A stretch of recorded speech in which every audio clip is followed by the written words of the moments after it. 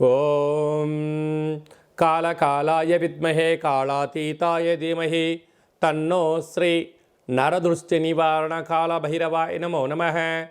హరి ఓం. మా ఛానల్కి స్వాగతం. చూస్తున్న వీక్షకులకు ప్రేక్షకులకు ప్రియ కాళభైరవ భగవద్బంధులకి స్వాగతం పలుకుతూ మమ్మల్ని ఎంతగానో ఆదరిస్తూ ఉండబడినటువంటి ప్రియ సోదర సోదరీమణుల అందరిపైనను కాళభైరవ స్వామి యొక్క జయంతి ఆశీస్సులు ఉండాలని కోరుకుందాం. ఈ వీడియో మీరు చూస్తున్నారు అన్నట్టయితే, ఈ వీడియో చూడాలి అనుకుంటున్న అయితే మీకు కాళభైరవ స్వామికి ఆజ్ఞ ఉంది అని చెప్పి గమనించగలగాలి. ఈ వీడియో ప్రారంభం నుంచి చివరిదాకా మీరు ఎప్పుడైతే చూస్తారో కాళభైరవ స్వామికి ఆశీస్సులు కలిగి అష్ట కష్టాలకు స్వస్తి పలికి అష్ట ఐశ్వర్యాలకు ఆనందాలకు రాజభోగాలకు మీరు అర్హులు అవుతారు అని చెప్పి కాళభైరవ స్వామికి ఆజ్ఞ చేత మీకు చెప్పడం జరుగుతుంది. కనుక ఈ వీడియోను చూద్దాం, ఆచరిద్దాం, స్వామిని స్మరిద్దాం, ఆయన జయంతి ఆశీస్సులు కూడా పొందుదామని చెప్పి గమనించాలి. 1/12/2024 నుండి 31/12/2024 వరకు ద్వాదశ రాశుల్లో గ్రహ గమనాల్ని ఒకసారి వీక్షింపచేద్దాం.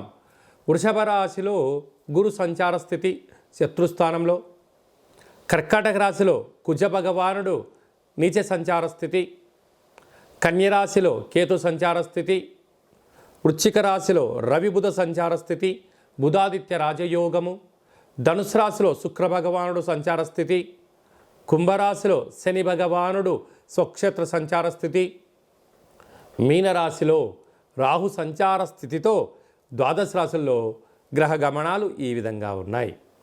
కనుక స్వామివారి యొక్క ఆశీస్సులు పొందుదాం, కష్టాలకు స్వస్తి పలుకుదాం, ఐశ్వర్యానికి స్వాగతం పలుకుదాం. అదే కాకుండా 2024 స్వస్తి పలుకుతూ 2025కు స్వాగతం పలుకుతూ ఈ యొక్క సంవత్సరం చివరి ఎండింగ్లో ఎలాంటి యోగాలను పొందాలో కూడా తెలుసుకుందాం.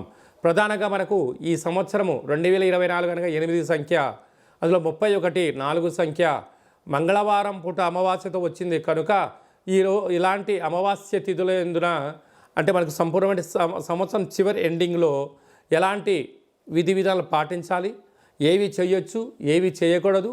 అలాగే డిసెంబరు 1వ తారీఖున కార్తీక మాస అమావాస్య ఆదివారంతో కూడుకున్న అమావాస్య ఉంది కనుక ఎలాంటి విధులు పాటించాలో కూడా సంపూర్ణంగా తెలుసుకుందాం.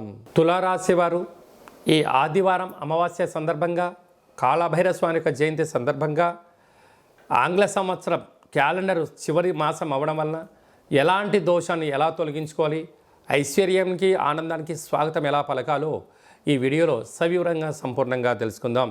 తులారాశిలో ఏ నక్షత్రాలు వస్తాయిగా చిత్తా నక్షత్రంలోని 3వ పాదం 4వ పాదం, స్వాతి నక్షత్రంలోని 4 పాదాలు, విశాఖ నక్షత్రంలోని 1 2 3 పాదం కలిపితే తులారాశి అవడం జరుగుతుంది.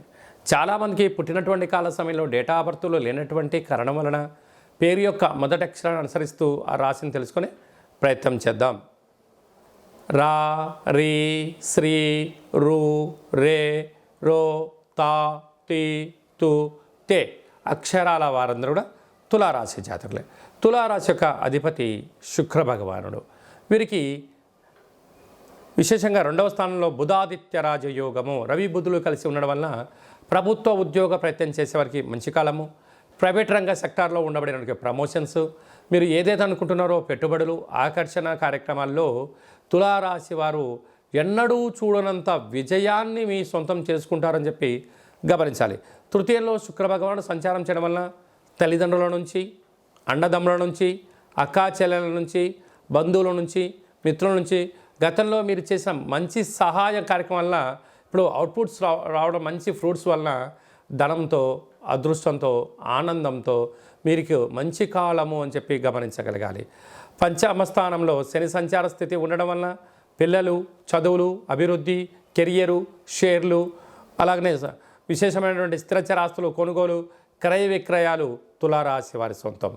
6వ స్థానంలో రాహు సంచార స్థితి వలన రుణ సమస్య, రోగ సమస్య, శత్రు సమస్య పొంచి ఉండడం, బంధువులని, మిత్రులని, సన్నిహితులని అప్పులు ఇచ్చారా తిరిగి ఇవ్వకపోగా పోలీస్ స్టేషన్లు, కోర్టు సమస్యలు, అనారోగ్యము, వాహన ప్రమాదాలు కూడా పొంచి ఉన్నాయి. అక్కడ అష్టమంలో గురువు. తెలిస్తేనే చేయండి, తెలియలేదు మౌనంగా ఉండండి, లేకపోతే ధనం, సమయం, అనారోగ్యం కొని తెచ్చుకునే పరిస్థితి చాలా అధికంగా ఉంటుందని చెప్పి గమనించాలి. రాజస్థాన్లో కుజ భగవానుడు ఉండడం వలన, నీచం అవ్వడం వలన పై అధికారులు, సహా ఉద్యోగస్తులు, కింది స్థాయి ఉద్యోగస్తులు కూడా మిమ్మల్ని ఒక కంట కనిపెడుతున్నారు. మీరు ఎక్కడ తప్పులు చేస్తారా అక్కడ మిమ్మల్ని విరికించాలని ఎదురు చూస్తున్నారు. కనుక అసత్య ప్రచారాలకు మీరు బలి కాకుండా ఉండే ప్రయత్నం చేయండి. వీలైనంత వరకు మౌనం, ధ్యానం అవసరము. కనుక రహస్య చర్చలకు, రహస్యమైనటువంటి మాటలకు ఇది సరైన సమయం కాదు అని చెప్పి గమనించాలి. వ్యయంలో కేతు సంచార స్థితి ఉండడం వల్ల ప్రతి విషయాన్ని మీకు ముందే తెలిసిపోతూ ఉంటుంది. కానీ ఎలా దాన్ని ఆపాలి, ఎలా మీకు అనుకూలంగా మలుచుకోగలగాలనేది ఏకాగ్రతగా ఆలోచించగలిగితే మీ భవిష్యత్తు మీ చేతిలో ఉందని చెప్పి గమనించాలి.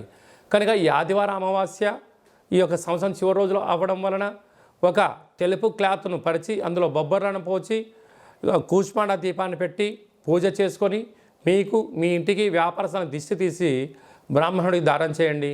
కుదరలేదు చాకలి వాళ్ళకు దానం చేయండి. అంటే నవధాన్యాలను ఆవుకు పెట్టండి. మీకు యోగం, అదృష్టం మీ సొంతం అవుతుందని చెప్పి గమనించాలి.